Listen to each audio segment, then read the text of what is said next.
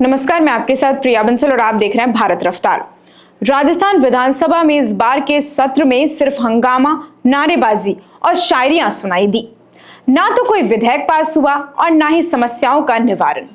इस दौरान नेता प्रतिपक्ष टीकाराम जूली ने कई बार बोलने की कोशिश भी की, पर स्पीकर निष्कासित विधायक मुकेश भाकर को सदन से बाहर भेजने पर अड़े रहे।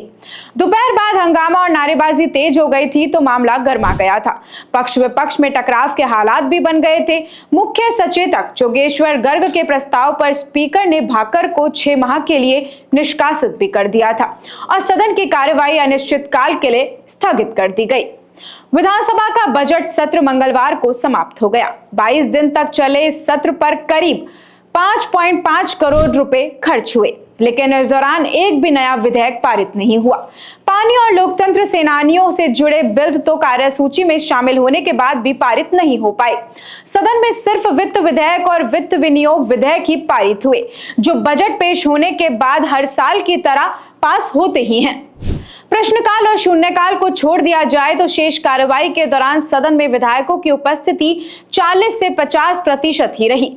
माननीयों के मुद्दों से ज्यादा जोर कविता शायरी पर रहा। ज्यादातर भाषण विषय केंद्रित होने की बजाय राजनीतिक केंद्रित दिखाई दिए। इसमें तथ्य न मात्र के और तंज भरपूर नजर आए थे।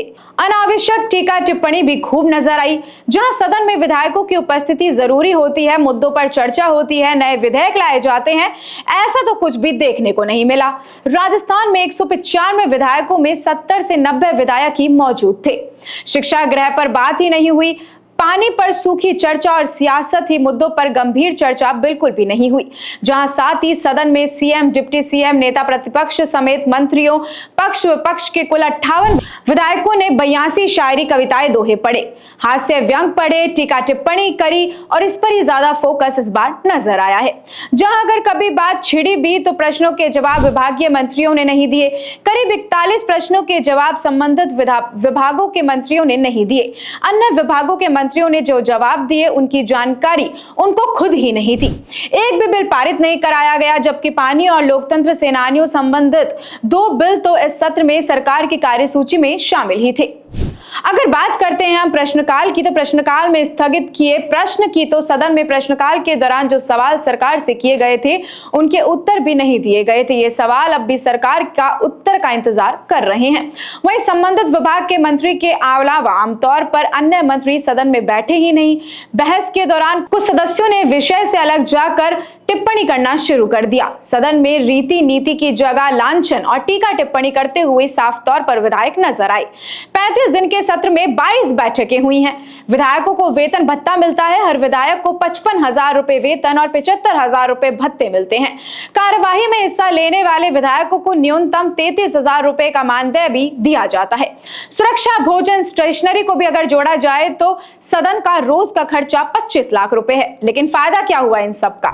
विधायकों ने गृह विभाग से जुड़े 346 प्रश्न पूछे। इनमें से सिर्फ 18 के जवाब मिले, यानी कि 5.20% शिक्षा महकमे में 512 सवालों से यानी कि 43, यानी कि बात करते हैं 8.39% सवालों के जवाब भी विधायकों को मिले।